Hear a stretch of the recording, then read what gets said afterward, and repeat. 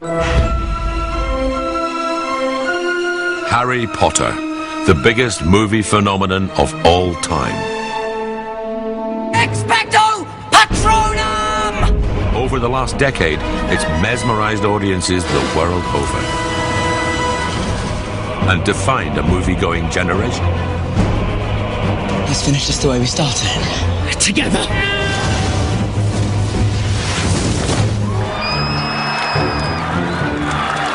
Just this month, stars and fans alike descended on London to celebrate 10 years of movie magic. I can't explain it. I can say I'm so excited, but you just wouldn't understand. Farewells were said to heroes. I'm a massive Harry Potter fan. We've grown up with it. Literally grown up with it. And the final ever film was released to international acclaim. Anyone trying to have a big film premiere after this, you know, the bar's been set very high. Tonight, we get behind the scenes with exclusive interviews from the movie's biggest stars. I loved playing him, actually. We all had to have wanding lessons. You know, they're not perfect. They're a little bit rough around the edges. I wasn't actually entirely quite sure I was going to kind of come out. She just laughed at me. Fantastic. I love them, as you can probably tell. And find out from celebrity fans why Harry Potter is so loved. It's utterly fantastic. I can't cope with Dobby's death. She's actually not playing a character. That's actually what she's like. It's interesting, but I'm petrified. So join us on an epic journey through the most magical movies ever made as we count down the 50 greatest Harry Potter moments.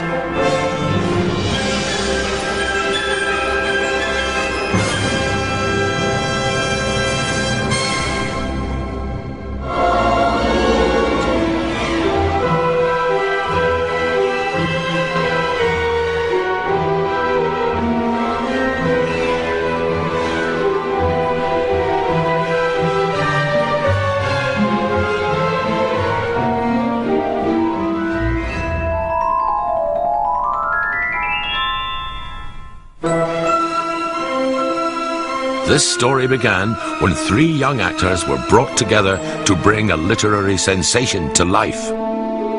Since then, the films have smashed box office records and made millionaires of its stars. Now, there's an awful lot of moments to choose from, so let the countdown commence.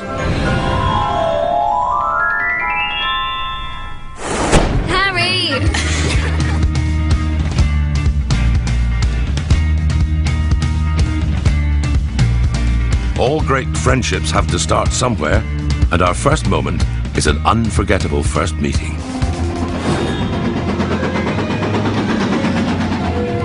Excuse me, do you mind? Everywhere else is full. Not at all. The party's about to begin. This is it. This is the meeting of the 3 characters that are going to dominate our lives for the next 10 years. I'm Ron, by the way. Ron Weasley. I'm Harry Potter. Myself and Ron are bonding over sweets and confectionery. That was the basis for Harry and Ron's relationship in the early days. I remember also it was one of Rupert's favourite scenes to film because he just gorged himself. There's chocolate and peppermint, and there's also spinach, liver and tripe. So all was sweet between the 2 boy wizards, but all that sugar needed a little bit of spice. Has anyone seen a toad? A boy named Neville's lost one. No. When you first meet the 3 principals on the Hogwarts Express in the first film, when the first time they're ever together, if they get it right, you really feel that they are them. Are you sure that's a real spell? Well, it's not very good, is it? Hermione comes and kind of stops the party a little bit. I remember feeling quite nervous when I did that scene. Oculus Reparo. Holy cricket! You're Harry Potter! I'm Hermione Granger. I remember I ad-libbed, I think, Holy Cricket, which Chris Columbus thought was hilarious at the time and couldn't understand where I'd got it from, but he seemed to like it, so that was good. And you are? Ron Weasley. Pleasure. Initially, Ron doesn't like Hermione at all. She thinks she's kind of snooty and annoying, and yeah, they don't kind of get on straight away. It wasn't love at first sight, definitely.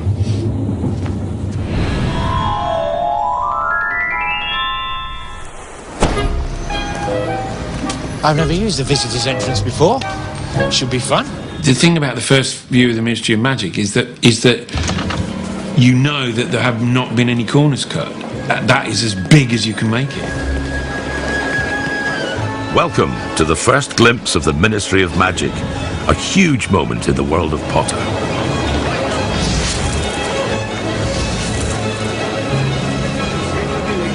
I'd spent the whole of the previous day in the Ministry of Magic in my head, and then the next day I walked into the Ministry of Magic, and I was so boring. I kept saying, you don't understand how weird this is, you don't understand how weird this is. I was here yesterday, and now I'm here, I'm really here. You don't understand how weird this is. Yeah, we get it, we understand.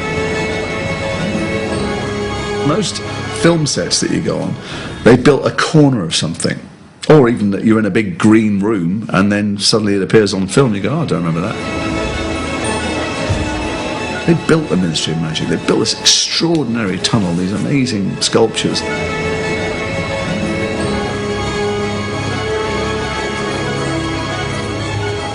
We went, well, what do underground buildings look like? Well, the best examples are probably the London Underground. And we looked at some of the oldest ones of them, and they had beautiful ceramic tiles. With classical decoration. There's an air of foreboding about the Ministry of Magic always. They just got that right. Those hard surfaces, they did it really well. When you look at it, it looks like these amazing porcelain tiles all the way down the hallway to the atrium. In fact, they're not. They've just been specially painted. So it's actually all MDF, and which I think is even more remarkable, because even when you stood right next to it, you can't tell that they're not tiles. I was desperately trying to get them to come round to my house to save me a bit of money in the bathroom.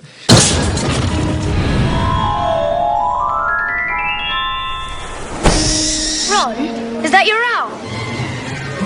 In the magical world of Potter, the post is delivered by owl. In this case, Ron receives a particularly angry red letter, known as a howler. Oh no! Look, everyone. Weasley's got himself a howler. It's such a funny moment, and Ron's face is brilliant. Great acting. Well, the boys had been very, very naughty. They'd stolen Daddy's car. So, of course, they were in trouble, and I was absolutely furious, Mrs. Weasley was. Ronald Weasley! How dare you steal that car? I am absolutely disgusted! Your father's now facing an inquiry at work, and it's entirely your fault! Julie Walters steals that scene, and she's only there as a voice. I had to go into a studio and virtually lost my voice at the end of it, because I had to scream the whole letter out about 100 times. If you put another toe out of line, we'll bring you straight home! Oh, and Ginny, dear, congratulations on making Gryffindor. Your father and I are so proud.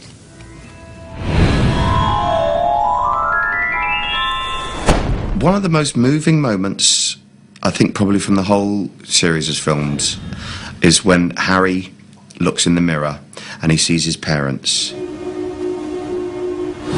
The Mirror of Erised, which is desire spelled backwards, shows whoever looks into it whatever they most want in the world.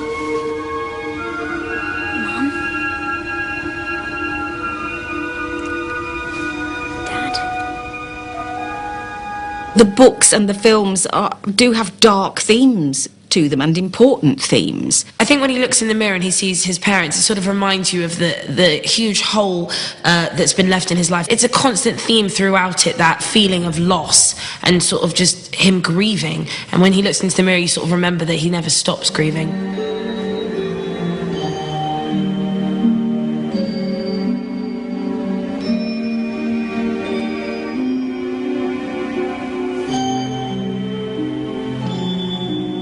The most vivid memory I have of visiting Leavesden for the first time, and the most poignant memory of all, was walking past the Mirror of Erised, which was standing in a dark corner. And this is going to sound so incredibly corny, but I did literally turn and look at myself in the Mirror of Erised, and I was standing there, a published author, on the set of the adaptation of my novel by a British crew, being made in Britain, all of which was very important to me. And you know, that was a real shiver down the spine moment.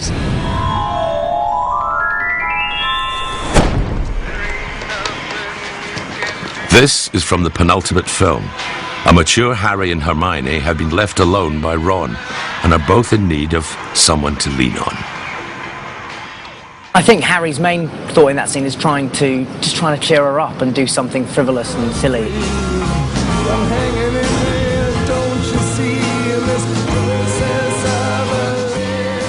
It's hugely unexpected, absolutely heartwarming, and really well done.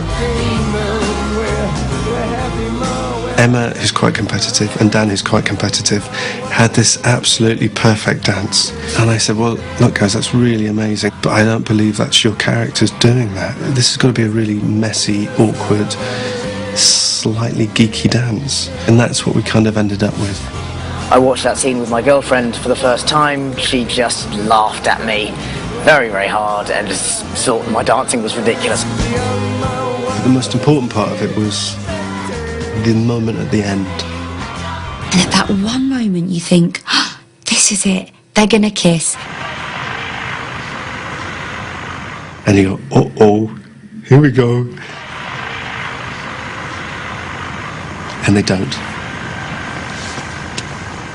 I think something very easily could have happened between the two of them, but she stays true to her heart, and I think how she feels about Ron, and she decides not to. But there's definitely the possibility, and there's definitely that tension in that moment.